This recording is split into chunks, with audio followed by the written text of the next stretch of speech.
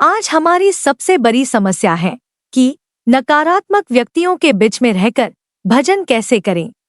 हम बाजार जाते हैं, कहीं बकरे का मांस बिक रहा होता है, कहीं अंडे बिक रहे होते हैं, मतलब अब बाजारों में कहीं सब्जी बिक रही होती है, कहीं इत्र बिक रहा होता है, कहीं अगरबत्ती। हमें लेना क्या है?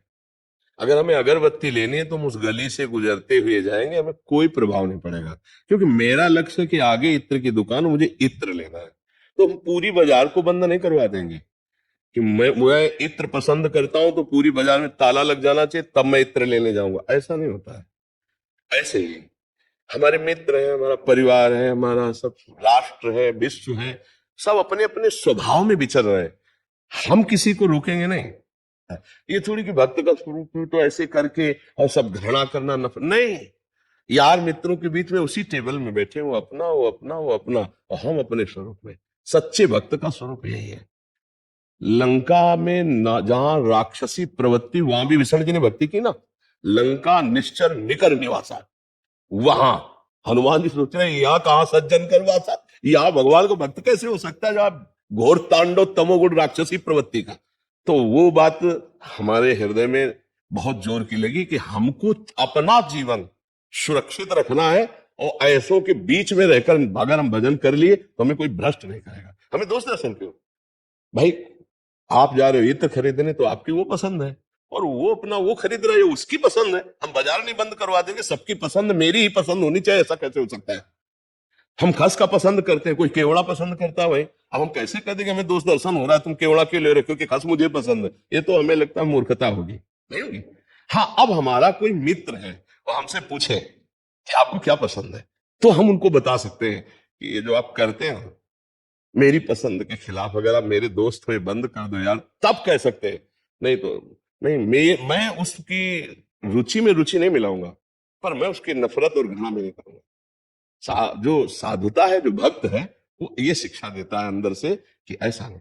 सबके, कोई ऑफिस में है, कोई अपने, सब अपने अपने राग रंग में, जिनको प्रभु से मतलब ही नहीं है, भोगों से मतलब है। हम उनको प्रभु का उपदेश देंगे तो हमारा उपहास होगा, और हमारी अभी भक्ति उतनी जोर की है नहीं कि उपहास सुनकर हम अपनी निष्ठा में बने रहे। लगेगा मतलब क्या ऐसा ही है क्या? हम सत्य में चलते हैं तो दुख मिल रहा है, निंदा मिल रही है, अपमान हुए, देखो कैसे मौज मस्ती से रहे। हमें नहीं देखना।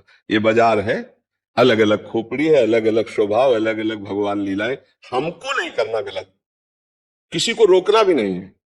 अगर कोई, अब जैसे हम यहाँ आप हमारे पास आए, अब हमारा कर्तव्य बनता है कि आपसे पूछने की जरूरत नहीं, अपने आप हम आपको सतमार्ग का उपदेश, ए भाई मांस मत खाना, शराब मत पीना, पराई माता बहनों की तरफ गंदी दृष्टि मत करना, क्योंकि आप आए हो इसीलिए। आप आए हो इसीलिए, कहीं ना कहीं आपका ये भाव है कि ये संत हैं, भगवान के भक्त हैं, इनके संग से हमारे जीवन का जो अशुभ है, जो गंदा भाव है, उसका परिवर्तन होगा। तो उसी भाव से हम प्रेरित होकर उपदेश करते हैं, गली चलते थोड़ी बोला जाता है। आप आए हैं, आरत अधिकारी जब पावे, बूढ़ो तत्व न साध दुरावे। तो आपको बिल्कुल नफरत, तुम सच्चे भक्त बनो। ऐसे विषयी पुरुषों के बीच में भी राधा राधा राधा, और सबसे हाथ मिलाओ, किसी से नफरत नहीं, पर अपने को बचा के निकल जाओ। जो रही उत्तम प्रकृति, का कर शकत कुसंग, चंदन विश्व व्यापत नहीं, लपटे रहत भुजंग। तो उत्तम प्रकृति वाले, कमजोर मत बन। सर्वत्र भगवत बुद्धि रखने वाले महात्मा को कोई भ्रष्ट नहीं कर सकता। आपको देखना है, भगवान इनको ऐसी लीला कराए, इनको ऐसी लीला कराए, हमको जो उपदेश मिला है वो हम अपने हिसाब से चलेंगे। ऐसे घर में रहते हुए विभीषण जी ने कभी मांस नहीं खाया था। ऐसे निशाचरों के बीच में रहते कभी कुमार्गामी कोई गंदी बात नहीं की थी। कितने बड़े महात्मा, कि जैसे 32 दांतों के बीच में एक जीव, कितना खतरा है?